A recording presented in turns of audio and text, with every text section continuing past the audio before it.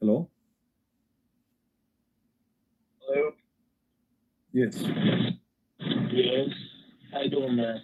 I'm fine. Is that Sheikh? Sheikh Abdul Wadud. Welcome, Sheikh Abdul. How are you doing, my friend? I'm good. How are you, man? I'm all right. Everything good? I'm very good. So I've been told by one of your students you want to call me and explain to me something about the Quran, if you don't mind. Yeah, I want to explain it.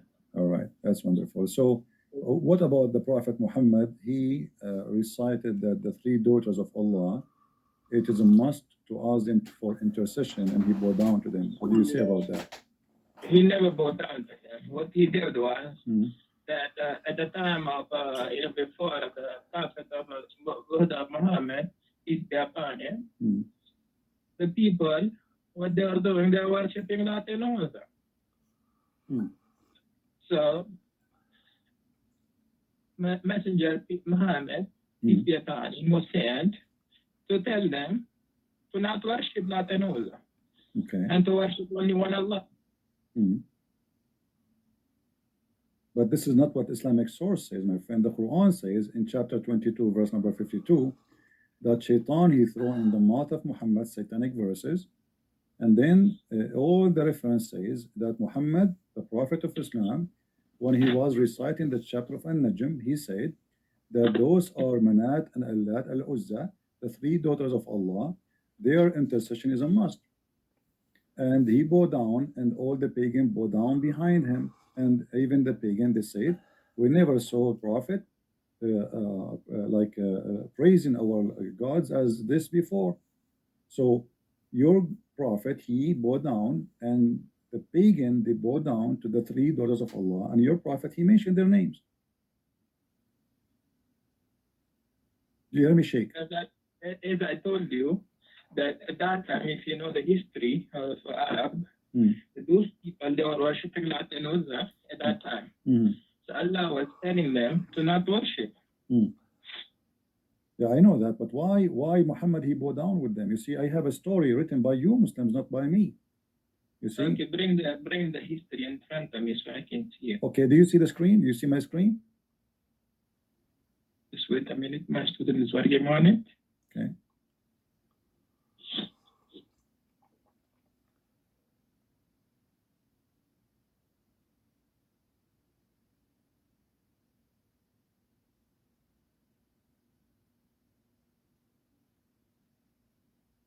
Okay, this is Asab Nuzul by Al-Wahid. Do you speak Arabic, Sheikh? Yeah, I do. Yeah, let's see. Okay.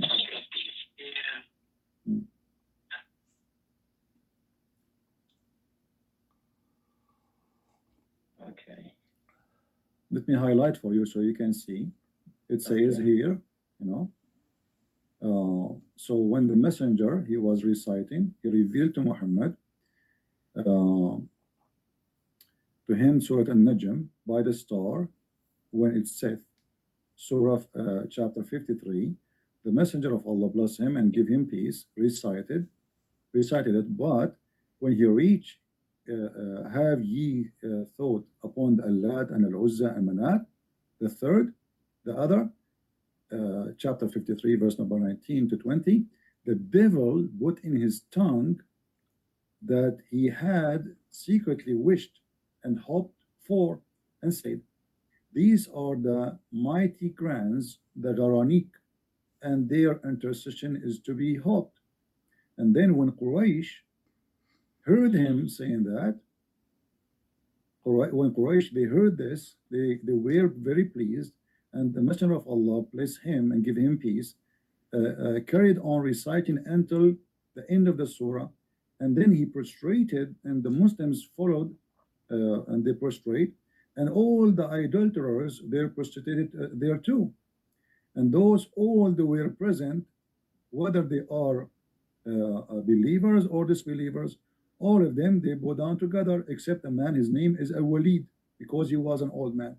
So your source, my friend, saying clearly that your prophet, he worshipped the three daughters of Allah, he granted them prayer, and he was teaching, claiming that Allah taught him to say that the three daughters of Allah, they are to be worshipped and ask for intercession. What do you say? If you look at the translation, right? The translation is telling you the messenger of Allah, Allah bless him, gave peace and care on reciting the end of the surah. So that means that he was reciting Quran and he went to sajda to Allah. He didn't do sajda to the Lat and Uzza. Yeah, but he mentioned already he mentioned that Al-Lat and Al-Uzza, he acknowledged them as their intercession is a must, and then he bowed down at the end, no problem. That was the problem. That was the problem at that time, that the Mushrikeen in Mecca, they were worshipping Lat and Uzza. And your prophet, he worshipped them, as you see, he mentioned their names. He was reciting the verses of Quran. Okay, what he said that the three daughters of Allah, their intercession is a must, right? So your prophet, that was the must for the Mushrikeen in Mecca. Yeah, but he is the one who said that. He is the one who said. He said that was the must for the Mushrikeen in Mecca. No, he did not. No, he did not say it's a must for the Mushrikeen. He was reciting chapter of the Quran. He was not reciting what they believe. He was reciting Quran, chapter of An-Najm. So he was reciting An-Najm, and he inserted in An-Najm that the three daughters of Allah, their intercession is a must. He is not saying, don't say that he was saying it's a must for them. That is not true, my friend. That is not to fabricate. Don't fabricate things that your prophet did not say. It's not fabricated, brother. I think you have a lot of questions about Islam. I think you are questioning Islam by so much that you have read everything. Good. That's well done for you. You have read it, but you have not read it with a scholar of Islam. So you need to sit with a scholar and learn from them to teach you the Quran and Hadith in detail. So you could know what Quran and Hadith really is about. So you're asking me now to go and learn from the scholars. I thought you are a scholar, you are a sheikh. Yeah, that's what I'm saying. Okay, so as long as you are a sheikh, why you are changing what is written there? It says that the prophet, he said, that the three daughters of Allah, the Quranic, their intercession is a must. At the end, he bowed down, and all the pagan, they want to bow down together. And not only that, the people of Quraysh, they said, we never heard Muhammad creating our gods as much as good as today. So here we go. He agreed them. He said their intercession is a must, and he bowed down at the end, which means he bowed down for whatever he said. Whatever he said in that chapter, he bowed down and he started worshiping. He said that the three daughters are included in his prayer. He prayed, he's saying, reciting Quran, and then he says the three daughters of Allah, their intercession is a must. And then at the end, he bowed down. He bowed down for what? For every word he said before he bowed down. So yes, he bowed down to the idols, the three daughters, and as you see, even the Quraysh, suddenly all of them together, they are worshiping the same God. And not only that, they said, Muhammad, he never mentioned our gods as good as today before. And this is why people, they thought that Muslims and the Arab, they became united because now they are worshiping the same God, and it is Allah, and it is the daughter of Allah. So don't tell me go and ask the scholars. You claim to be a scholar, and this is a scholar. The one who's talking here is a scholar, by the way. This is Asbab al-Nuzul. This is not my book. So the thing is that you need to sit face to face with a scholar and have your question, in front of him. You are saying in this ayat or the Surah Najm, ayat number 19, that have you ever considered the idols of Lat and Uzza? And then about the third and the Manat, then is it that you have male and female, he Allah has females, and it's totally unjust division. And after that, there is nothing but the names you and your forefather have invited. Allah has sent down no authority attached to them. They are the following nothing but conjunction, and what their soul desire, while guidance from their Lord sorely reach them. Yeah, but the question, my friend, the Quran saying now that Shaitan. Yeah, but the Shaitan, the Quran, the Hadith says, the Quran says that Shaitan, he throw in the mouth of Muhammad Satanic verses, correct? Shaitan was trying to do that, but Muhammad never listened. No, not trying. No, my friend, let us be honest. The statement in front of you, where it says he was trying, he wasn't trying, he was successful. as you see, it says here the devil he throw in his tongue. He throw already, and your prophet recited that. He did not try, it was successful. Your prophet, he said that the three daughters of Allah, their intercession is to be hoped for. So he was not trying, he did. When the messenger, read carefully with me, my friend, okay? Read carefully, please. When he arrived reciting Allat and Uzza and Manat, the third, the devil, let us read together, the devil put in on his tongue what he had secretly wished and hoped for, which means the devil he wished for. These are the mighty grants, the Quranic, and their intercession is to be hoped for. So your prophet, he said, what the devil he put in his tongue, said that, and everybody heard him, that the three daughters of Allah, Allat and Manat and Uzza, their intercession is a must and hoped for. So your prophet recited Satanic verses. And not only that, you will see in the same page, you will see that the angel later, Angel Jibreel, came to Muhammad and he said to him, those verses you recited before is not from Allah. Here we go. At the evening, read with me carefully.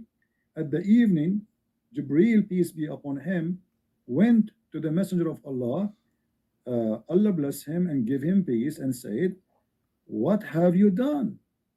You recited to people that which is did not bring from Allah. Glory is to He. And you said what I did not say to you. So my friend, don't tell me that Satan was trying. Shaitan was able and he was successful, and even Jibreel, he came to Muhammad and he said to him, what you have done. Go ahead, my friend, answer. So it's easy if you know that most of the tafsir of the Quran, that you know there is not, sometimes they are not recommended by all the scholars. You know about this, right? What is the one you recommend for me, as long as this one is not recommended? I would recommend Ma'arif al-Quran by my student. He started me to make it easy for which one? And by Mufti Muhammad this is a new. Are you Ahmadiyya or something? This is a new. Those are real scholars. Who are those scholars? Those are not scholars. I never heard of them. So you are saying to me, Imam like Al-Wahidi, At-Tabari, the real Imams are not considered by you, but a guy who just born yesterday, he made a book, and this is the one who will explain the Quran to us. Don't you think that this is hypocrisy? It's not hypocrisy. So how you don't accept the original, the scholars? How come now this guy you are calling him Mufti? He learned his religion from who? From those scholars. So how now he can explain the Quran better than them? Better than them. Why? How he is what? He is so good. So now what we will do with this? Are you saying that this guy, what can you read for me what this guy he said about this verse? Okay, go ahead. What your scholar he said? He's saying that we did not send any messenger. Allah says, you are not our prophet. He faced a situation that when he recited the revelation, the Satanic cast doubts about what he recited. The Satanic people, or those people who are worshipping Lat and Uzza. Okay? So Allah nullifies what the Satan cast, then Allah makes his verses firm. Allah is all-knowing and all-wise. This is interpretation now? He did not. This is the interpretation. He did not give interpretation. He's just quoting the verse again. I mean, this is funny. How this can be interpretation? He just my friend. Okay, I will go with this funny interpretation because he did not give interpretation. He did not give interpretation. Secondly, you just admitted that Shaitan he cast in the mouth of Muhammad, and Allah will delete it. What Allah deleted from mouth of Muhammad? What Allah deleted? If not send any messenger before you know a prophet. It doesn't matter. It doesn't matter. This case here is about Muhammad. My friend, no problem. No problem. My friend, each time I talk to you, you start reading from zero. It look like we have a machine talking to us. My friend, I'm asking you friendly, please, friendly. The verse saying, and what Allah deleted. If not send any messenger before you know a prophet. It doesn't matter. It doesn't matter. This case here is about Muhammad. My friend, no problem. No problem. My friend, each time I talk to you, you start reading from zero. It look like we have a machine talking to us. My friend, I'm asking you friendly, please, friendly. The verse saying, and you quote for me, and I heard you, that he said that Shaitan cast.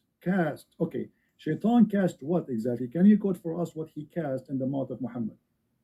The Satan cast doubts about what he recited. what he recited. Can you tell me? That and they were doubting Muhammad sallallahu alaihi wasallam. This is not the question, my friend. This is not the question. You just said shaitan he cast in the mouth of Muhammad. The question is, what he cast in the mouth of Muhammad? Can you tell me the words? About what he recited? Yes, about what he cast, what the shaitan cast. Allah will take it off, correct? Okay, but what he cast, what the shaitan said to Muhammad. As you said in Surah Al-Najm that Lat and Uzza was the people of Quraysh, they were worshipping Lat and Uzza at that time. This is not the question. This is not the question. My friend, I don't know what's wrong with Muslims. The second we ask them a question, they go in panic mode. I'm asking you friendly, what the Satan told Muhammad when he was speaking? What Satan made Muhammad, what he threw in his tongue? What is the sentence? Can you quote the sentence for us?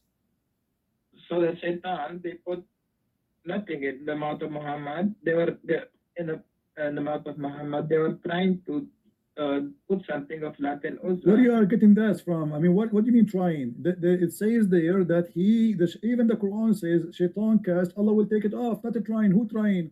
It is Shaitan he cast in the mouth of Muhammad. Muhammad is from the Satanic people, or he is a prophet. He is a prophet supposedly. So the Quran confirmed that Allah cast in his mouth. Why you are changing the words? I'm asking you, my friend. I'm asking you. First of all, when you say to me, you hear me? When you say to me that they are trying, you are corrupting the Quran. The Quran says it clearly that Allah will take what Shaitan cast in the Quran, not in the book of the pagan. The pagan is not, they are not following Allah anyway. They don't have a book. Come on. The verse says clearly, whatever Shaitan he cast, Allah will take it off. Take it off from where? From the Quran, not from the book of the pagan. The book of the pagan. You don't have a book. Okay, so that the Quran, my friend, do you have first the concept of God. Can you explain the concept of God to us? The concept of God? Which one? In Islam? No, the concept of God of Christians. Why you want to change the topic? We'll go, because the thing is, at first you don't know what to follow and what not to follow. Really? And you are the one who knows what to follow and what not to follow? Yeah. Okay, if you know how to follow and what to follow, why your prophet he kisses stone? For me, my God, he said, you asked me about the concept of God. It says, don't make images what is in heaven or in the sky, and not to worship anything except God. How Muhammad he kissed a black stone? Is that the concept of God to kiss a stone and to believe that it's a holy stone? Is that a prophet of God who says to him that I am going to protect you and you are Masum? And then we see that Muhammad receiving Satanic verses. Is that the concept of God to say that God is one, and then you say Shahada, which is contained the name of Muhammad and the name of Allah? How that can be one, but yet two on the same line, associating the knowledge of God and the knowledge of Muhammad? You say Muslims, you say Allah and his prophet knows best. You associating the knowledge of God with the knowledge of a man. How you say that God is one, but knowledge of Muhammad is equal to Allah knowledge? How you say that God is one, but Allah he wrote the name of Muhammad in his throne? How you say that the name of God and you say Allah is one God, but then you say to me that Allah he says, if you want to take a partner, I will take it from our kind. How Allah is going to take a partner from his kind? Can you answer me? Okay. Now the mic is mine, right? Go ahead. Okay. So at first you said the black stone. The black stone is, as if you know, that there was a fight at the time of Quraysh, where Prophet, peace be upon him, he took all the leaders of the Quraysh and took the stone towards the Kaaba and placed it there. And people will go around the Kaaba, make tawaf of the Kaaba and kiss it. Okay. Right?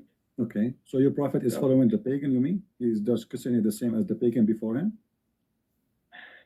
So if you know that Prophet Muhammad, peace be upon him, he became prophet at the age of 40. Okay. He was a Nabi before, from his birth, but he became a Rasul at the time of age of 40. Okay, when he would go around the Kaaba, he would kiss the stone because this stone came straight from Jannah. As if you know that this stone was whiter than the milk, and because people kissing it, it became black. And because most of the Muslims nowadays they kiss it for the love of Rasulullah. Okay. Can I make a comment, please? Can I make a comment? Can I make a comment? Yes. Okay. So you just said to me that you Muslims, you kiss it because the Prophet kissed it. But why the Prophet kiss it? Okay. So our Prophet, peace be upon him, he kissed it because it was made by Allah in Jannah. Okay, but you just said to me, my friend, hold on. But you just said to me, we kiss it just because the Prophet kissed it, which means you are saying we don't kiss it because Allah He made it. We kiss it just because the Prophet kissed it. Everybody heard you, and that is a contradiction. Because if you are just kissing it because Muhammad kissed it, not because of anything else. The ayah of the Quran, Ati'u Allah wa Ati'u Rasul. Okay, no, it doesn't say actually Ati'u Allah wa Ati'u Rasul only. It says Ati'u Rasul wa Ati'u Allah, which means obey Muhammad first and then you obey Allah, correct? Okay. So how? If you know the ayah. Yes. So how you say Muhammad is a prophet when the Quran says you have to obey Muhammad first before you obey Allah? So that's the command of God. It's the command of God. How I know that is the command of God? If God tells you to first follow Jesus and then follow God. My friend, how I know that this is the command of God, and why God He says obey a man first and then obey me? Shouldn't say obey me only because a man is a sinner and he can do bad stuff. Is Muhammad God? He don't do any mistakes. How you say to you? How he say to you? Obey Muhammad and then obey Allah. And why Muhammad first and then Allah second? How Allah can become second before? If you know that all the messengers of God, they are all Muslim. They don't have any sin. They are sinless. That's not true, my friend. Isn't it the Quran says that Allah He forgave Muhammad for the past sin and the coming sin? So are you saying to me Allah He did lie in the Quran? Listen first. You wanna listen to me, or you wanna keep on because you're. I'm listening, my friend, but you are making a contradiction. I have to make a point before you change your mind, because it says in chapter 48, verse number 2, may Allah forgive to you your sin in the past and your sin in the coming time. So how you say to me Muhammad is ma'soom, but the Quran confirmed that Muhammad is a sinner? Allah is through the mouth of our Prophet. He's telling us that Allah will forgive the sins of those who accept Islam. No, that's not true. Not true, my friend. Chapter 48, verse number 2 is speaking specifically about Muhammad. So please, if you are a sheikh, I accept from you the decency and honesty, not lies. Are you fabricating the interpretation for the verse, making it about the Muslims? This is about Muhammad himself, not about anyone else. Why you are, my friend, changing the meaning? I don't want to say the word liar. I promise myself to speak to your respect, but this is absolutely false what you said to me. This verse only about Muhammad. What are you talking about? Chapter 48, verse number 2. 48, verse number 2. Okay. If we go back to the history of this surah has been revealed when Mecca was fatah. When Muhammad he came back to Mecca and he forgave all the people of Mecca, all the people who did all the bad things to Muhammad, peace be upon him, at that time. Yeah, but this is about your prophet. The Quran confirmed that he is a sinner. So don't tell me that this is about the believers, not about Muhammad. So now we correct the thing. Thank you very much. So the Quran confirmed that Allah may forgive the sin of Muhammad and his in the past and the one to come. So how you say to me that the prophet protected, but yet he is a sinner? And at the same time, that would be a contradiction, because how he said to us, obey Muhammad, he is a sinner, obey him. Whoever obey Muhammad, obey me. But now I have to obey a sinner. That will make me obeying God. But if you are a sinner, that means I have to obey any sin you do, because you are a sinner, you are not perfect. Are you Muslims saying that Muhammad is a perfect God, but he's a man? We're not saying that he's a God. Okay. We're saying the Prophet of Allah. Okay, but you are saying to me, he's ma'soom. What ma'soom mean? Ma'soom does not make mistakes, correct? Yes. Okay, but how he don't make mistakes, but he do sin? Sin is a big mistake. Sin is a big mistake, not a mistake.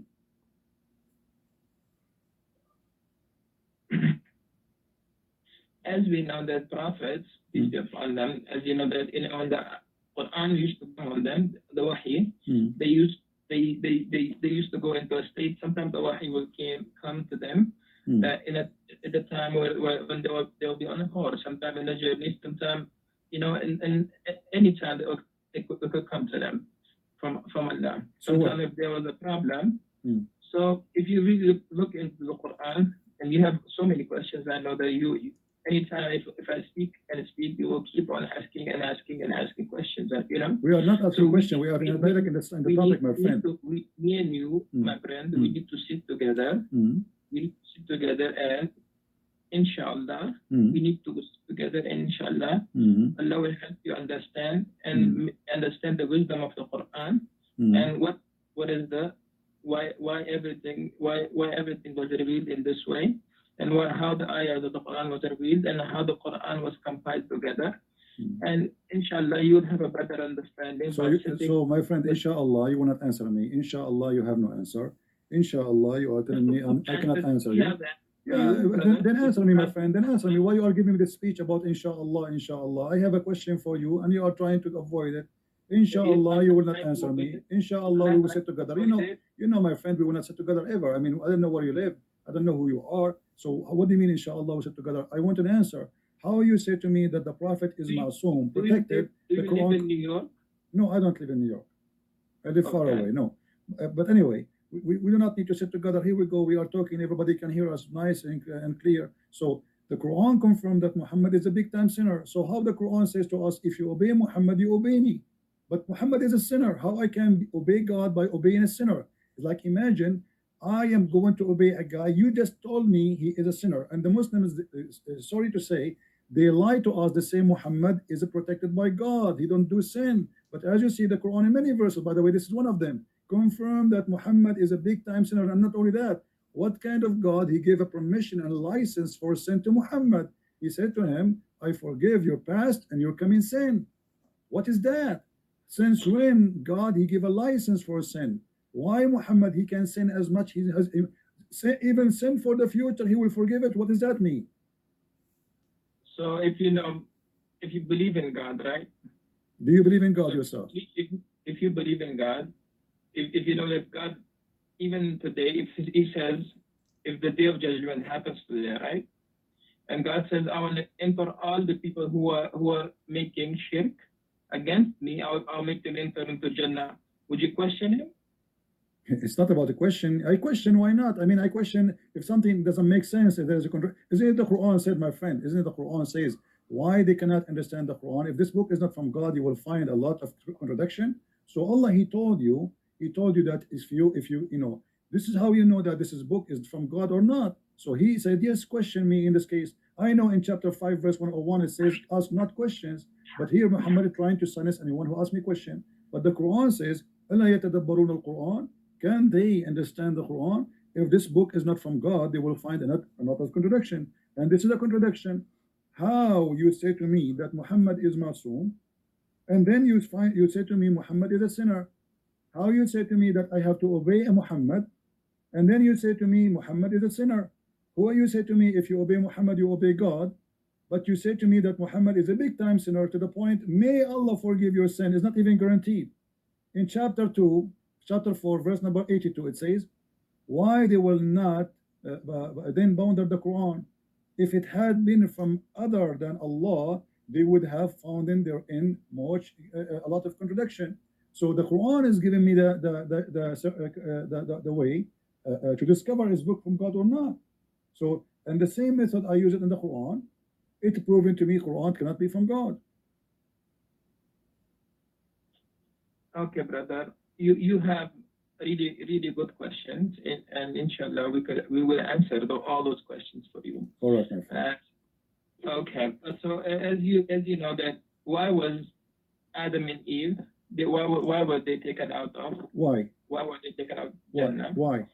You know why the devil became the cursed one? Do Okay, you know why the devil became the cursed one? No, my friend. Why Adam and Eve was taken from heaven according to Islam? So according to Islam, why Adam and Eve they were taken out of Jannah?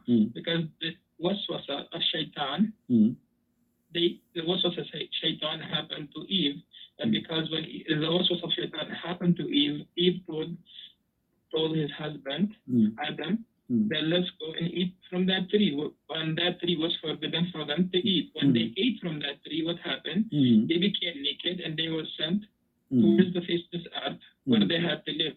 Until now, we are from the lineage of Adam and Eve.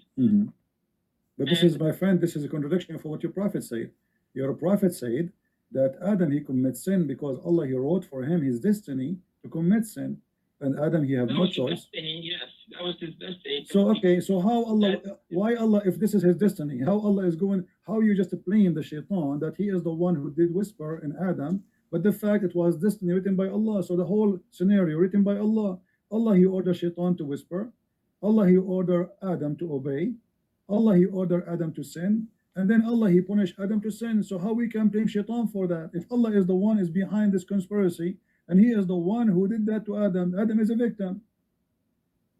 So if you know the history of shaitan, when Adam was created, and the shaitan, when Allah told him to prostrate to Adam, what did shaitan say? Well, first of all, why Allah want to say to shaitan to protest? He did not even order him to protest. No, my friend, no, my friend, in front of everybody, with my respect, in a friendly way, I challenge you to show me where Allah, he ordered shaitan to prostrate to Adam. If you show me that, I will shave my 20-foot mustache. Okay. Go ahead. Wait a minute. To bow down. Nowhere it says order. He did not order shaitan to bow down. This is a mistake.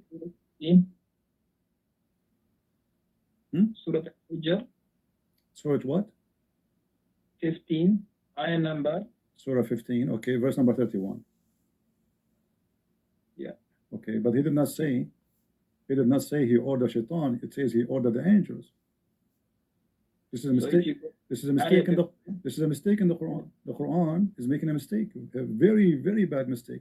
Because if Allah, he ordered the angels to prostrate, why he accepting shaitan to bow down? So if you know at that time, shaitan was one of the person amongst the jinn. He was amongst the jinn that he was accepting all the messengers and he was listening to them. No, my friend, when I say I order all the cats to say meow, why am I expecting the dog to say meow too? He is not a cat. The Quran is so clear. It says Allah, he ordered all the angels to prostrate, but Iblis, he did not. But Iblis is not an angel. You see, for the Christian, they believe that shaitan is a fallen angel. You Muslim don't believe in that. You believe he's a genie, correct? So Allah, he ordered the angels. Why he is expecting shaitan to bow down? This is not even right. If I say all, my friend, shaitan was there with the angels. So what? So it doesn't matter, my friend.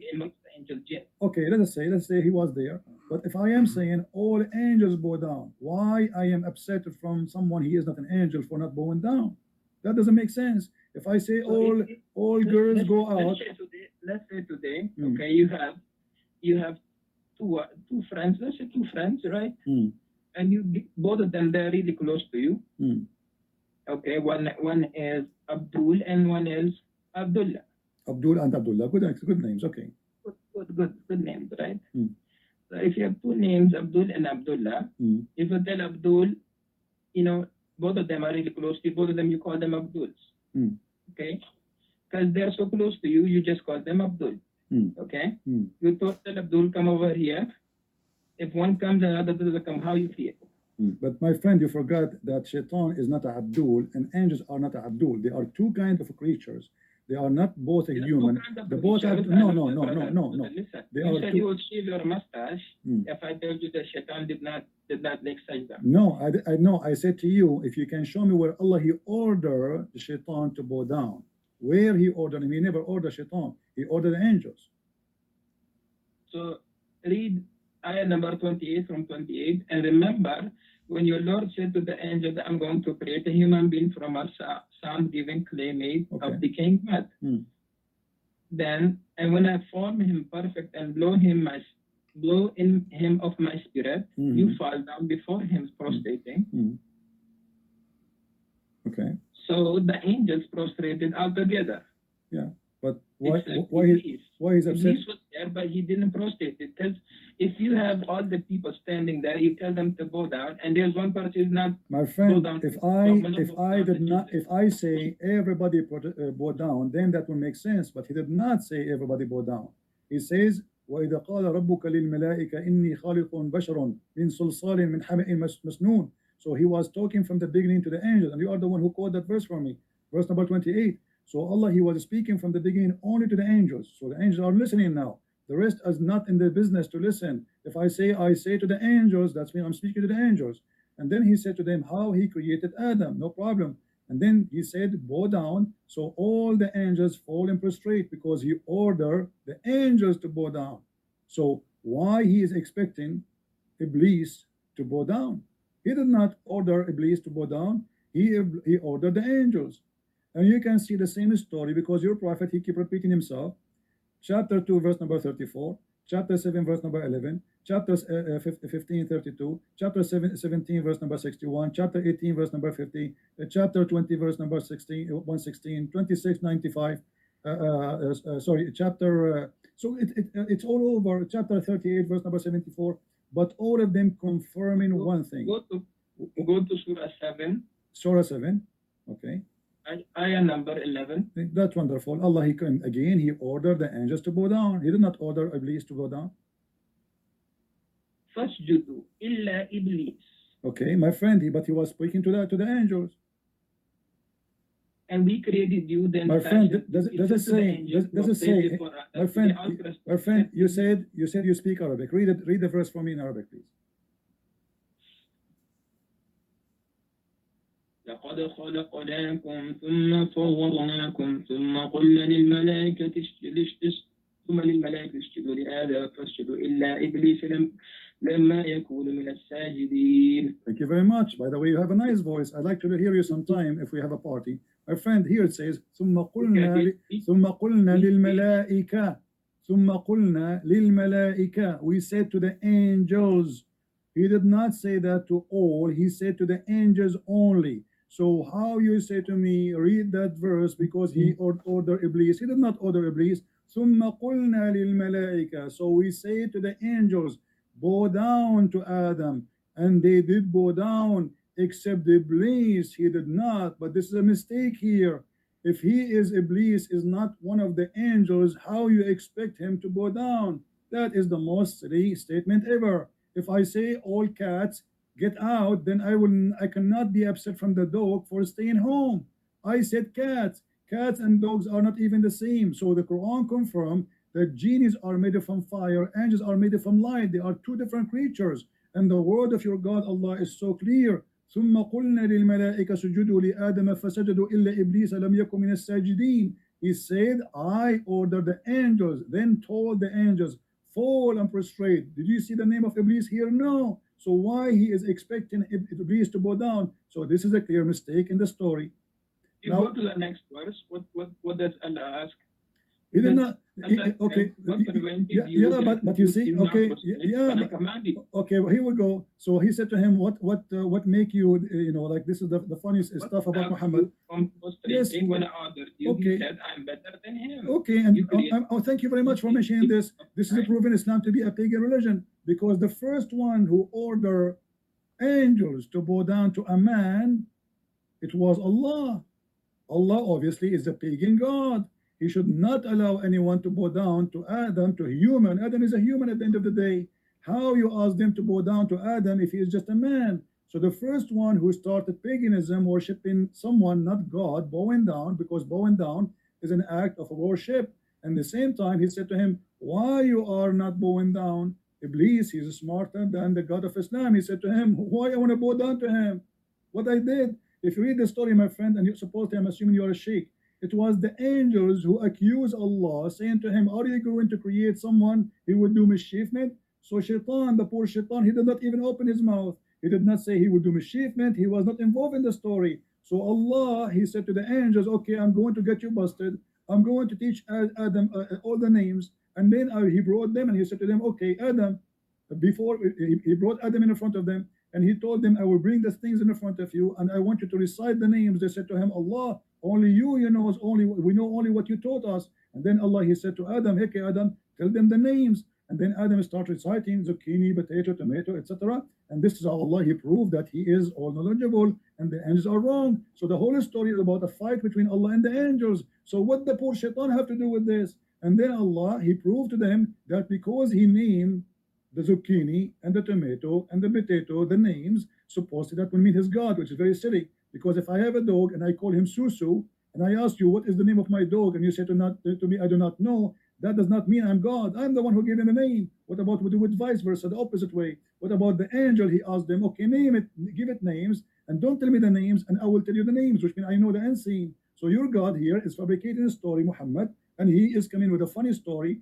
The angels fighting with Allah, and then he expected the Iblis, and then Allah, he ordered the angels to bow down to Adam because they said that he would do mischievement. And then Allah, he says to Adam, to Iblis, why you did not bow down? This is the most silly, funny story ever I heard in my life. Go ahead. Okay, brother. So you, as you know that Iblis, his name at that time was Azazil. Azazil. Azazil. You know about this? I know about it. This is your prophet. He took it from the Legion of the Jews. Okay. In the Legion of the Jews, if you go to the book, it's called the Book of Enoch, which is a false book. You will see that there's 21 angels. One of them is Azazil, and Muhammad is copying from the Jews. No problem. Go ahead. Okay. And by the way, where do you get this name from? Where it says that his name at that time, it was Azazil. Where do you get this name from? Brother, first I have to clarify your misunderstanding. Why? Okay. Listen first. Listen, you are saying first, if God created you, okay, God created you and God gives you an order to do this. Would you do it or not? If God created me and ordered me to do that, to do something. Well, depend. Like if I'm told you to go and pick up that stone or pick up that tree, take out that tree, big that tree. Would you do it or not? It depends, because if I'm a believer, I will do it. If not, I will not. Yeah, that's thank you so much for that. So if you are a believer, you will do it. If you're a believer in God, let's say Jesus, peace be upon him, he came today, he told you that Mr. Christian, let's go and kiss this stone or kiss this tree. Would you do it or not? Okay, did Allah say to Muhammad, kiss a stone? You are the one who told me that the Arab. Well, I'm just giving an example. My friend, you are the one who said to me that the Arab before Muhammad used to kiss the stone. So you're a prophet kissing the same as the pagan Arab, they kiss the stone. He's worshiping the same God. Correct? Wait a minute, brother. So you for something, my example was to you was that if Jesus comes today, he tells you to prostrate to this tree, would you prostrate or not? If Jesus, he told me to a tree? He told, yeah, tree. No, I will leave Christianity. This is an example. Yeah, I'm telling you, if he said that to me, worship a tree, to bow down to a tree, I will leave Christianity. So why would you leave Christianity if you believe because he cannot be God. He cannot be God then, because he is asking me to bow down to idols. This is not cannot be from God. He's trying to check you if you're obeying him or not. No, my friend, God will not test me by giving me order to do sin. This is false argument. So you are saying to me that your God Allah, he wanted to prove that he is God. He ordered you to kiss a stone. That means he's a shaitan. You know, isn't it you? Is it, you know, it's like, okay, isn't it you? Now my topic to you is something, I'm staying somewhere else, so you're going somewhere else. I'm telling you that if Jesus came today and tell you to prostrate to a tree, try to check if you are obeying him or not. No, you said I will not obey him, because that means he is the Dajjal, he is the false Messiah, he is maybe Muhammad. There's no way Jesus will order me to go to. I have another question from you. Go, give me that. Try something better. A man comes down to you. In one hand he has Jannah. In the second hand he has fire. And this guy he can kill and he will bring the person back to life. This guy can make a person poor and rich. And this guy claims to be Jesus. Will you believe it? No. Because the Lord, he said to me, test the spirit. I have to examine it. So if he teach me false teaching, we don't only go only because the Messiah, he said that there's false prophet and false teachers will come after me. And even he says, not everyone says to me, God will enter the kingdom of my Father, but the one who do his will. And then they said to him, well, isn't it us? We did cast demon and we did miracle in your name. So people, they will come and they make miracles, but they can be false using the name of God. So my friend, that is not a proof that this is Jesus. The proof is his ethic, his teaching. Examine the spirit. The spirit of God is holy. Your God cannot be holy. And you are the one who just a second ago you said to me that the black stone was sent from heaven. What kind of God will teach that there's a stone sent from heaven and that make it holy. By the way, you are wrong about that, because according to your Islamic books, the black stone became black. It only because of sin. According to Islamic books, the black stone became black because women, they used to touch their vagina with their blood when they have period, and they place their hand inside the stone, and that is the sin. How it make it, because women at that time, they believe if she is not getting pregnant, obviously Allah Baal is upset and he is not making her pregnant. So what she do, she go around the stones around the Kaaba naked. Men and women, they go naked, and you know that the Arab before Muhammad, even in the time of Muhammad, used to go naked around the Kaaba. And then the woman, she placed her hand in her vagina and she put it in the wall, in the black stone. You are explaining the Arab before. Yes, but this is what Muhammad, he got it from the Arab. You said to me that Allah, he said that this is a black stone from heaven, but you are trying to ignore what you Muslims say. This is not even the Arab what they say. This is what the Muslims believe. Let me show you, my friend. Here we go. This is Tafsir al-Hawi. You can see the screen, right? Okay. Oh, yeah, I see that screen. Okay, Tafsir al-Hawi. It says that this is your Imam saying, وَجَاءَ جِبْرِيلُ بِالْحَجَرِ الْأَسْوَدِ مِنَ السَّمَاءِ, and Gabriel, he brought the black stone from the sky.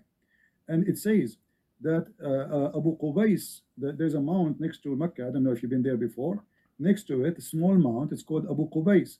The Muslim believe that Abu Qubais hold the black stone inside his belly during the flood of Noah, to save it from being drifted by the flood, because the flood of Noah covered all the earth, including the Kaaba.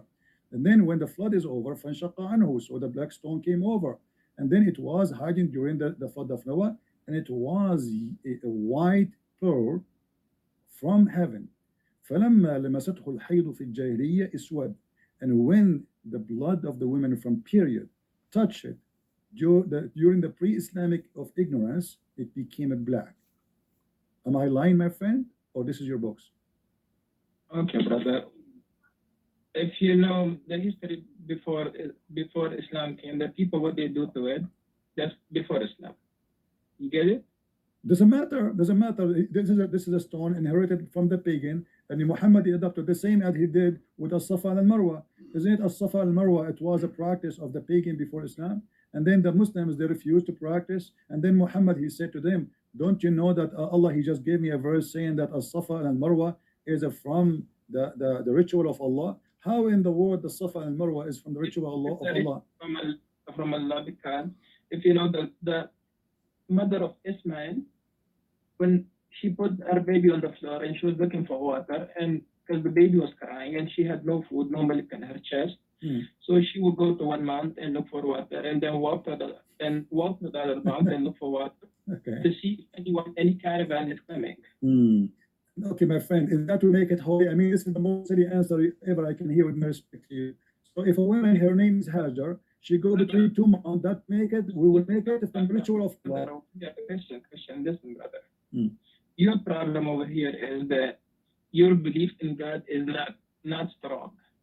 Your belief is mostly psychologically. Your questioning is mostly scientific. You want to try to prove everything logically, scientifically. Where with God, everything is not proven scientifically. My friend, I am proving to you from your Islamic books, what you said to me about As-Safa and Marwa is false. Because if you go to your Islamic books, and you will see that there was two idols for two men, a man and a woman, they have sex. And because they have sex, the Arab believe that Allah, he cursed them and he made them idols. No, it has nothing to do with Abraham. He never been in the Kaaba. This is a fiction of Muslims. There is no way Abraham will go there. And by the way, if Abraham, he went there, why he left? Why he did not die there? I mean, how in the world this guy, he went all the way, and Allah, he ordered him to build the Kaaba or to rebuild the Kaaba? He has two kids. One kid is Ishaq, and the second kid is Ismail. From that, you know that he has two kids, one is Ismail and one is Ishaq. Okay, and Ishmael is from where? Ishmael is he's the son, one of the sons of Abraham. Okay, who is his mother? Who is his mother? His mother is Hajar. Okay, Hajar. So she is an Egyptian, right? Yes. Okay, Abraham is from where? So Abraham. Abraham is from where? We're going to, I'm trying to explain, you're saying that it was a picnic. Worship, but it's not a picnic worship. Okay, my friend, my friend. Even if you know that the Jamara in Mecca, where people go on the Hajj time, they do the Jamara. Do you know why people do Jamara over there? Because this is from the pagan belief that there is a shaitan. He have a house there. Brother, it's not a pagan belief. It's a pagan belief. Brother, listen, at the time of Prophet Ibrahim, when Prophet Ibrahim saw a dream, in a dream he saw that he was slaughtering his own son. Okay, he was slaughtering his own son Ismail. And when he was taking Ismail in his with him, the Satan, he came to him in a form of a big shaitan, then a medium shaitan, then a small shaitan. But Ibrahim and Ismail both, they rejected them. They rejected shaitan, they thought them in stone. Okay, may I ask you please, where do you get the story from? What was Ibrahim that the dream that you saw is not true. Don't follow the dream. Even the shaitan told Ismail that don't follow the dream. It's not true. Okay. So you are saying to me that the dream Abraham he saw to slaughter his son is from shaitan. It's not from shaitan. It's from Allah. The dream that he saw was from Allah. Okay. Okay. You said to me that shaitan, he came to him as a big shaitan and a small shaitan. In 3 different forms. Different form. What is the form? The first form is on bigger form. The second form is medium. The third one is the small. What is the form? He's a shaitan. If you know, shaitan is jinn. Okay. He would come in different shapes to try to put waswasa in the heart of Ismail. Okay. So shaitan he come in different form. Not follow the dream, not follow the. Okay. Okay. True. Is it true? Is it true that shaitan he come to Prophet Abraham and he was trying to burn him by coming as a lizard? So, brother, let me tell you, you are going back to the stories of Ibrahim alayhi salam. You are the one who mentioned that to me, because I'm trying to show you that Islam is nothing but fictions. How in the world you want me to believe that shaitan he became a lizard and then he started blowing wind at Abraham and the purpose is to burn him alive? How in the world you want me to believe that your God is saying something really real, and yet a little lizard, salamander, he is burning Abraham by blowing wind at him? Listen. So if you know that shaitan from day one is the enemy of all human beings. But a shaitan is a salamander. I'm not saying it's salamander. Well, your prophet he said so. But your prophet he said so. Are you against what your prophet said? You know what I'm saying? Listen to me first, then we'll go what our prophet peace be upon him said. What I'm saying is that shaitan from day one, he's our enemy. You know, you agree with that? Yes or no? I believe. What? Say again? Do you believe that shaitan, devil, he is from day one our enemy of all human beings? He is the enemy? No, I believe Allah is the real enemy, because the Quran says that the one who Allah he deceived, no one can guide. So shaitan is not a problem. If shaitan misguide me, I can be guided by someone. But if Allah deceive me, nobody can guide me. So the number one enemy is the real deceiver, is Allah. Shaitan is just a victim. The same as what your prophet he said about Adam. Adam he commits sin. Why? Because Allah he wrote in his destiny that you will commit sin. So shaitan is just an employee for Allah. He do what Allah told him to make people commit sin. So why you are blaming shaitan when the fact not made him an employee? If you know, if you go back to the ayah. Okay. When Allah asked him, why didn't you prostrate when Allah asked Iblis, why didn't you prostrate to Adam? What did he say? He said that okay, here we go. Okay, you just proved to me my point, because Allah is ordering the angels to bow down, and this is shirk. Because how in the world you order someone to bow down to a man and you are yet God? But it's the order of the God. It's not the order So Allah is the first mushrik, the first one he taught.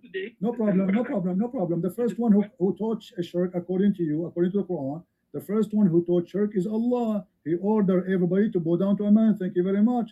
Secondly, secondly, my friend, let me answer you. Secondly, you said Shaitan, he said to him, why I'm going to bow down for him? And he's right. I mean, why? Shaitan, he commit no sin. He did not do anything wrong. And yet Allah went on to bow. He is not even part of the conversation. It was the angels arguing with Allah. So why he get angry from Shaitan? Number three, Shaitan is saying to him, you created him from mud, I created me from fire. And now you are saying to me that Allah will send Shaitan to fire to burn in hell? That's crazy. He's made from fire. And number four, your prophet, he said in the hadith that Adam and Moses, they have an argument. And Moses says to Adam, oh Adam, you are our father. You deprived us and caused us to come out of paradise. Adam said to him, you are Moses. Allah chose you for his speech and wrote the Torah for you with his hand. Do you blame me for doing deed which Allah had decreed that I should do 40 years before my creation? And then your prophet, he says, so Adam, he refuted Moses. Adam, he refuted Moses 3 times as usual. So as you see here, Adam is saying to Moses, can you blame me for the sin which Allah, he wrote for me, and I have to do, I should do, I have no choice. So why you are playing the devil? The devil is a poor guy, and Adam is a poor guy. The real one we can blame here in this case is your God Allah. He is the one who wrote the scenario. Okay, Adam, I will make you, I will force you to commit sin. So Adam had no choice. He forced Shaitan to commit sin. He ordered Shaitan to be the enemy of man and to commit sin, and he orders Adam to obey Shaitan. And now we have a sinner, his name is Adam. So in the debate here you see in front of you, and this is Sahih Hadith, where your prophet agree that Adam was right and Moses was wrong.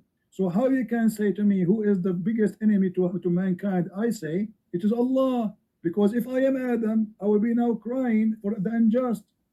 Allah, he made me do sin, and yet he punished me and he kicked me out of heaven, but it was him who forced me. Brother, so your question back, go back to the Shaitan didn't made the sajda prostration, okay? Go back there. Just wait a minute. What do you want to answer about this one?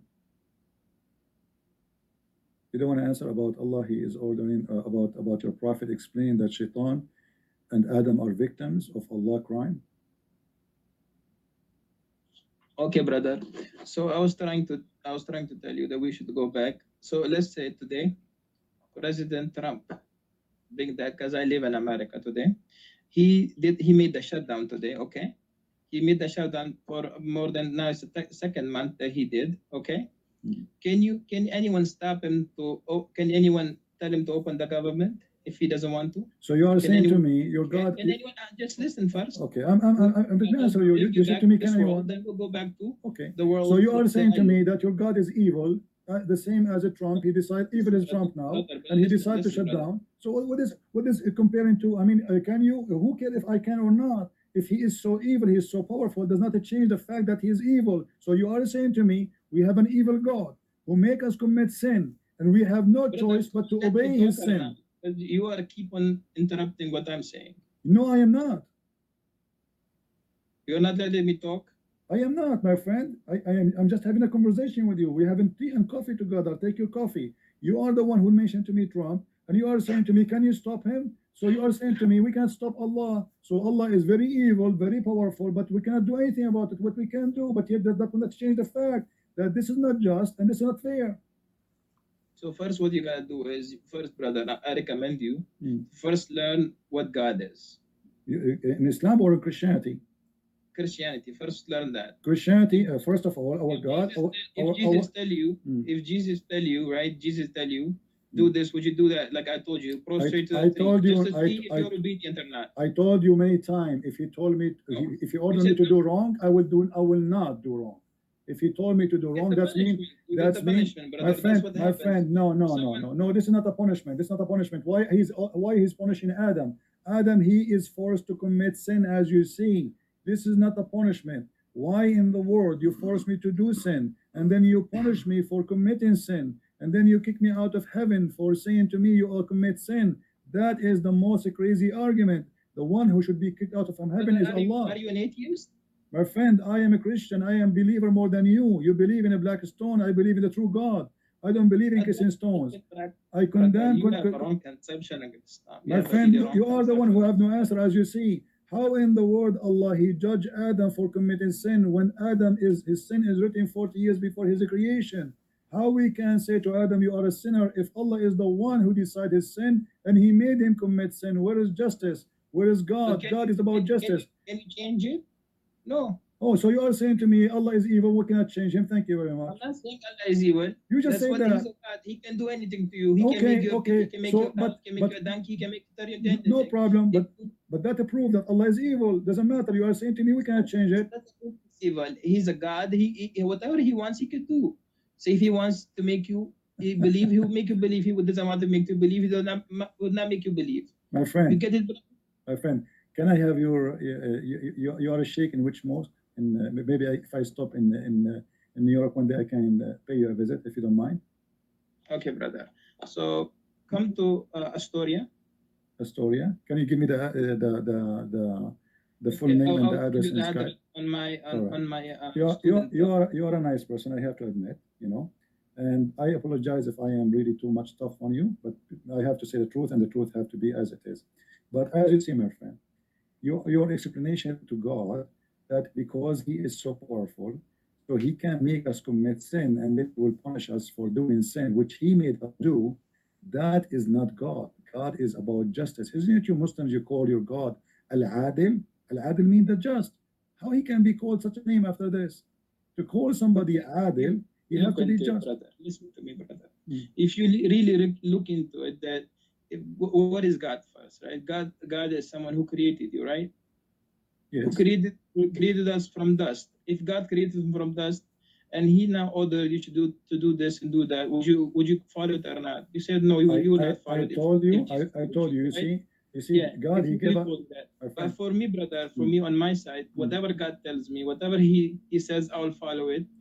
But you know what God never told us to kill innocent people. Never, brother. It is a wrong concept about Islam. You know about this. Like, God never told us to kill innocent people. God never told us to go and kill. Are you sure? People, anyone? No, never. God never told Muslims to kill innocent people. Really? God never told anyone. Because okay. My student, he told me that you come on the show live and you tell people that Islam is an evil religion. Islam teaches evilness, but Islam never does that.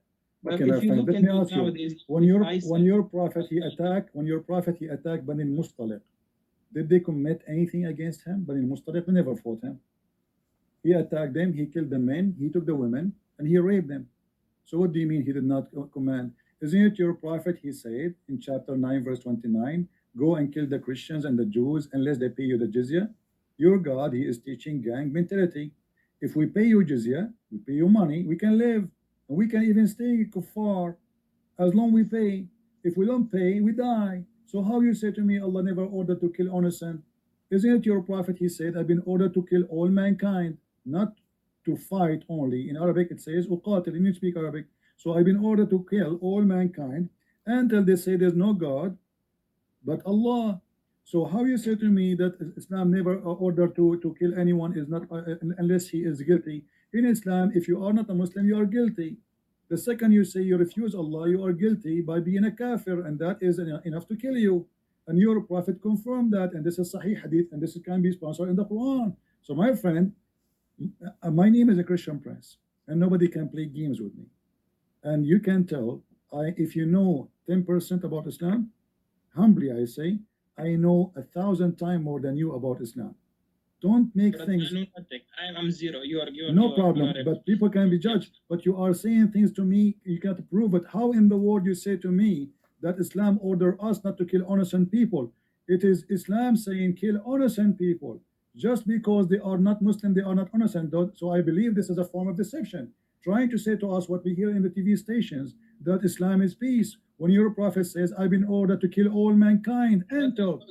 You got to look at the context of Quran. Okay, give me the context, my friend. Here we go. We have to look like summarize everything. Look, okay? No problem. Look, no problem. Is it your prophet who said that he commanded to find all people? Is God sent prophets to the Jews? Then He sends to the Jews Jesus, and they believe in Jesus as a God, then they believe in Uzair as a God. They worship cow. Who is Uzair, by the way? Who is Uzair? So think about it. If God is sending messages, keep sending messengers, they're killing messengers. They're killing all those people. They're killing those people who are believing. Okay. Okay. Did you say, my friend? Did you say the Jews they killing people? Can you name for me one messenger the Jews they killed? The Jews they killed Yahya. Can you show me the reference, please? They have more other prophets. We don't have. We listen, brother. We follow. We believe in Torah. We believe. No, you don't believe in the Torah. No, you don't believe in the Torah. Do you believe the Torah today is a true Torah? The Torah today, listen, brother. The Torah at the time of our Prophet Rasulullah sallallahu alaihi wasallam is different than the Torah that we have. Okay, so how you say? So where you got the story that they killed the Jews? They killed the prophet. His name is Yahya. Where you got this story from? Is that from the Quran? It is not. Where you get the story that the Jews they killed the prophet? I told you who is the prophet. You said Yahya, right? You want to listen first to my what I'm saying? Okay, but I want reference. You said to me from the Torah. You don't believe in the Torah. I'll give you references, brother. Just wait. Okay, I'll give you references. Okay, from tafsir. You will give me tafsir. Tafsir is coming from the Torah too. Okay, brother. If as I told you that God keeps sending messengers to the humanity to guide them, but what they will do is they will kill all those messengers. Okay, I have a smaller question for you before you go. Maybe you are tired. Let me ask you. You just said that the Jews they killed many prophets. Is that correct? Of course, brother. Okay. Why they could not kill Jesus? Why Allah decided to save Jesus only, but not the rest? As long they are prophet, and the Quran says we don't differentiate between prophets. So how come the Jews even they killed Muhammad? They killed him by poison. So Muhammad died by poison, and the Quran confirmed that some you called impostor liars and some you slay. But yet we see that Allah decided only to save Jesus. Do you have an explanation for this? Why only Jesus will be saved when your prophet he was killed by poison? Okay, brother, listen first. My mic? Yes, go ahead. Okay, brother. Okay, brother. If you really look into this, right? If you look that at the time when they were about to kill Jesus, right? And according to the beliefs of Christians, if someone dies on the cross, what is he? If he if he die in the cross and he is guilty, he's a criminal. He will be cursed if you are a criminal, because everyone who die in the cross will be cursed, right? If he is a criminal, because if you die in the cross, my friend. They were putting my friend, because they were trying to humiliate you. No, this is not the reason. The cross is a punishment of the Roman, and the Bible says whoever killed in the cross, because usually only criminals who commit big crimes, they are putting them in the cross. So whoever die in the wood crucified, he is cursed, for he's a criminal. But Jesus commit no crime, as you know. So now we ask you, why Allah decide to save Jesus, but he don't decide to save Muhammad? As you see in Sahih al-Bukhari, your prophet, he said that he died by poison, which he ate in Khaybar. And he said that the poison I ate is cutting my aorta. And then right away after that, he died. And he keep repeating that many times. So proven to us from your Islamic source, Muhammad died by poison. Jesus, according to Muslims, he was saved by Allah. The question is very simple. Why Allah saved Jesus, but he don't want to save Muhammad? So if you know, brother, that Jesus, at that time when they were trying to crucify him, God took him up to the heavens. Okay? What? So say again what? I did not get you. What? So God took him to the heavens when they were trying to crucify Jesus. Okay, why Allah did not take Muhammad to heaven? If you really know Bible, even if you go to your priests, right, they will tell you that there was a prophet that God will tell each prophet that there's a prophet coming, my last prophet. Even if he comes in your time, you have to believe in him and you have to follow his teachings. And what does this have to do with my question? Agree? Why Allah did not save Muhammad? Agree? That Allah told every prophet that I will send a prophet, that will be my last prophet. If he comes in your time, you have to follow him. What last whatever prophet? Who was the last prophet? As I'm saying to you, that even in Bible, is even in Torah, okay, that God told that there will be a messenger, the servant of Allah, will come to you. The Bible He will says be that? the seals of the prophethood. I don't know. I just learned this from you. I never even saw the word Allah in the Bible. What are you talking about? And how Muhammad can be the messenger of God, yet the Quran says, look like my friend, you do not know your religion. Isn't it the Quran says we never send a messenger unless he speaks the language of the people? So in order for Muhammad to be a messenger to the Jews, he have to speak the language of the Jews, and he have to be one of them. And this will be a contradiction for the Quran. Look like you Muslims, you don't respect the Quran, and you make fun of Allah's words. In chapter 14, verse number 4, it says, we send not a messenger except to teach in the language of his own people. So in order for Muhammad to be a messenger for the Jews and for the Christians from different ethnic group, he have to be from the people, speaking the tongue of the people. So how you explain that to me? So you are contradicting yourself, contradicting your religion, and you are showing no respect to the book of Allah. Brother, I show all my respect to the book of Allah, brother. So why you are saying that to me? How Muhammad can be a messenger if the Quran is saying we never send? We never send, no exception. We never send. That means that at the time of Musa alayhi salam. No, my friend, this is not in the time of Musa. This verse came in the time of Muhammad. Okay, that came in the time of Muhammad, but God is talking about that we send messengers to the people in their own language. Oh, correct. So Muhammad, he was sent. Okay. But we never Muhammad sent. was sent to the Arabian people. Okay. Over there were Jewish people and there were Christian people over there too. But no, but they are not from the people. They are not Arab. The Jewish they are refugee. So we never send. So what the Quran confirming here, and even the Quran says we send you to we send the Quran in Arabic, so you can warn the people of the town of Mecca and what is around it. Correct. So the Quran confirmed that this is only for the people in Mecca and around it only, and those who speak the language. So how Muhammad can be a messenger mentioned in the Bible, that is different story, which is fabricated by the Muslims because they are looking for any proof that Muhammad is a prophet. But as you see, Muhammad cannot be a prophet of God for a very simple reason. You should not kiss stones, you should not go around the stones, you should not believe in a holy stones, and you should not be a pagan. And Muhammad, everything he taught you about the Safa al-Marwa. Safa al-Marwa is nothing but a man and a woman, they have sex together, as you see in the screen. And the pagan, they believe that Allah, he struck them and he made them two idols. And this is the book of Asbab al-Nuzul, the same book we read it from before. You're a scholar, so your scholar is teaching that there is two idols. They were there and they were worshipped by the Arab pagan. And this is why the Muslim, after they joined Islam, they thought Muhammad will change this. This is why it says we refuse to perform as-Safa al-Marwa. And then Muhammad, because al-Ansar, they like to do as-Safa al-Marwa, so Muhammad, to make them happy, he says that the Safa al-Marwa, they are from the shrine of Allah. Read with me carefully. Ibn Malik said, we dislike going between as-Safa and al-Marwa because they were the shrine of Quraysh. They are pagan of the pre-Islamic period, and we abandon them in Islam. Now, do the pagan of Quraysh believe in Abraham and the story you told me? No, this is fiction. That's one thing, brother. Okay. The people of every time, even if you look, go to the time of Musa alayhi salam. At that time, if you look, the people that were first following Musa alayhi salam when Musa alayhi salam was there. What Musa alayhi salam? Those are pagan Arab. They have nothing to do with Musa. Come on, my friend. Brother, I'm telling you something. You have to listen now. Okay?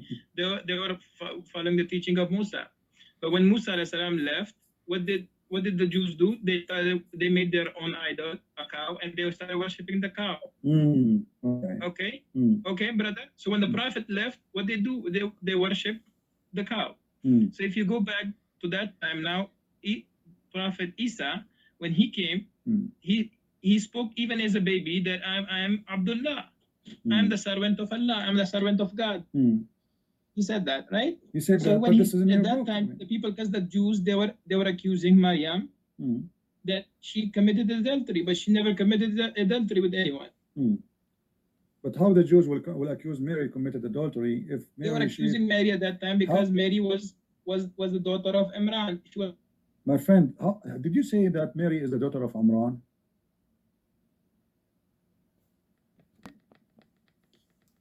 Hello? Sorry, brother. It's all right. It's all right. No problem. One charge went off. No so, problem. brother, Okay. Yeah. So Maryam, she was from the lineage of Yaqub. Okay, let me ask you. When you say that Maryam is the daughter of Umran, where is this coming from?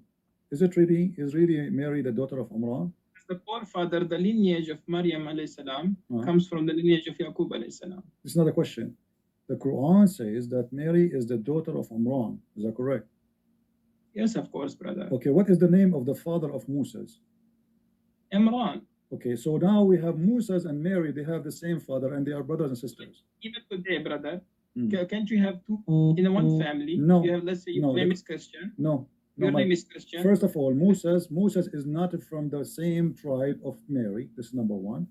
Secondly, I'm saying lineage. I'm not saying tribe, brother. I'm saying lineage. Still lineage will not be the same because at the end of the day they are from the same tribe. Secondly, the father of Mary, his name is not Umran. So why Muhammad he quote a wrong name? Simply because he thought that Maryam, the sister of Moses and the sister of Aaron, is the same Maryam is the sister of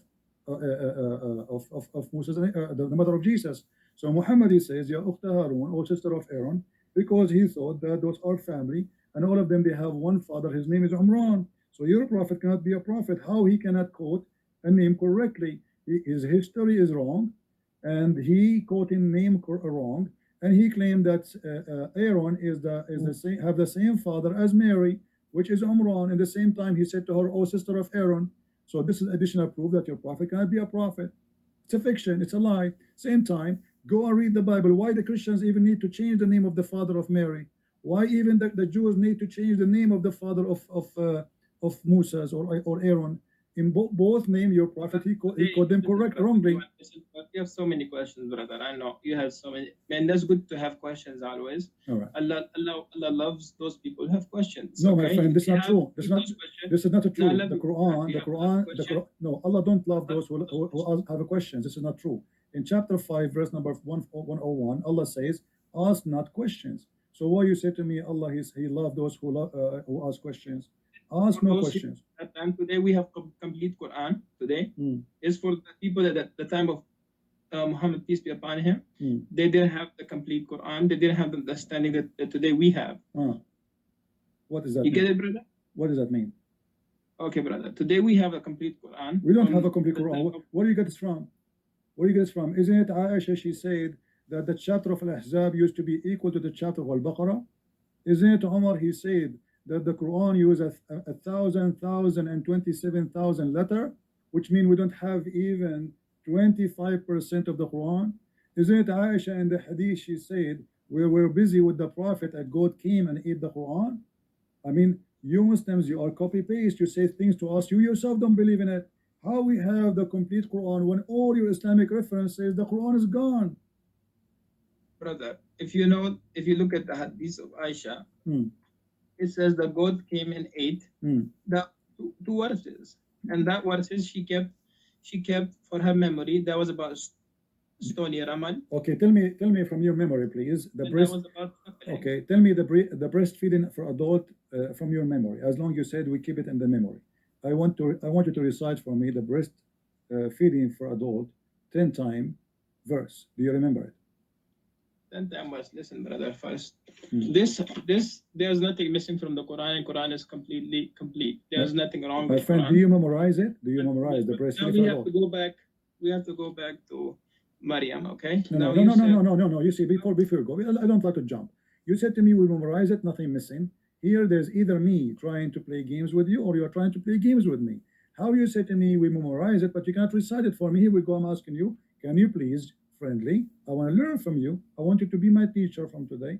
Can you recite for me the breastfeeding for adult 10 times, which the goat ate it? You said yes, we memorize it. Okay, I want to hear it. Go ahead. The words of stone and breastfeeding an adult 10 times was revealed. Okay. And the paper was under me, my pillow, when Messenger of Allah died. Upon him, we were preoccupied with his death, and the time she came and ate it. If you look, go a little bit down.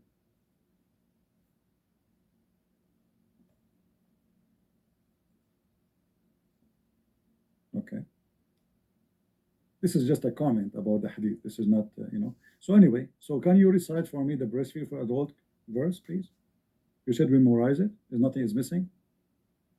Brother, there's no verses about that. That was something that she kept about for her memory. Okay. Really? What are you talking about? It says here, the verses of stoning and the breastfeeding was revealed. What do you mean there was no such a thing? It says was revealed. Do you see the verse of stoning and breastfeeding was revealed? So what do you mean there's no such a thing? Okay, brother. You have so many questions, and we need, if you know the Quran is not a book that we just take it and we just read it and we just throw it there. You know. This is another question, my friend. This is another question. This is another question. Can you recite for me? Can you recite for me the breastfeeding for adult verses? Sorry, brother. Can you recite the verses for breastfeeding for adult 10 times? Adult 10 times. Can you recite the verse? There's no words for that. Okay, brother. Well, here it says that the verses was revealed. So are you accusing Aisha to be a liar, my friend? I'm not accusing Aisha that she's a liar. So why you are saying there's no such a thing? Aisha, she said it's a verse and it was revealed, but yet you say there's no such a thing. So one of you is lying, either her or you. Okay, brother. I'll call you. What time you come live? Almost every day. Almost every day, my friend. Every day from what time to what time? You know, sometimes 3:30 New York time, sometime before. You know, you can subscribe to my channel and you will be able to follow me. Okay, brother. I'll tell my student to listen to tell me. You are welcome, and I welcome you always. And I apologize again if I was harsh in some words with you. I don't mean to be harsh, but you have questions. I know you have questions about Islam, how it was revealed, why was Prophet Muhammad a prophet, why was Quran revealed, why was each verse revealed, why we have everything from the Bible and the Torah. You are saying this when you have so many whys. So inshallah we'll answer all your whys. Inshallah. But nobody can answer them, as you see. Until now you did not answer anything. The last one you are trying not to answer. Why you don't? I told you that. My friend, before you go, I understand you are going. You are going. You said no, because so you don't know the concept of God first. My friend, before you go, just the last question I asked you, why you don't answer it? Why you are saying that Aisha, she said there is a breastfeeding revealed, and you are saying there's no such a thing? Why you don't? Why? Either you apologize from Aisha, not from me, because you are accusing Aisha that when she said the breastfeeding for adult 10 times was revealed. You know what revealed mean? It was inspiration. Either you apologize from Aisha or you say I don't agree with Aisha. Okay, brother. Let me see the hadith again. I'll try to look into this hadith. Okay, brother. Okay. And we'll try to talk again and again. So you will not answer me now. You will not answer me. Okay, I got it. Okay, no problem. All right, my friend. Thank you very much for calling. I will answer you. It's not that I can't answer you, because whenever I speak, you say why. When I try to answer, you say why. Then I answer, they say why. It's like you keep interrupting. Like I'm not interrupting. Here we go. I will keep my mouth shut for the coming 30 minutes if you want. Do you like to answer or not? I will answer you, brother. But one day. But right now, it's time for Isha Salah. Oh, okay. All right. Okay. Well, okay, brother. Okay. And I have to go to the masjid and pray Isha. All right. Take care, my friend. And thank you for calling. Thank you so much. You're welcome. Christians. Be proud, my friends, my brothers, my sisters. You have the best of the best. His name is the Messiah. And by him we are victorious, not by Christian Prince. We bring victory by his name. His name is holy, his name is glorious, and he is all powerful. He is the Almighty God. And this is why they run away from us. You cannot lose, and you are with the Messiah. But remember, you have to occupy yourself, arm yourself in knowledge. The Bible says, my people are destroyed because of their ignorance.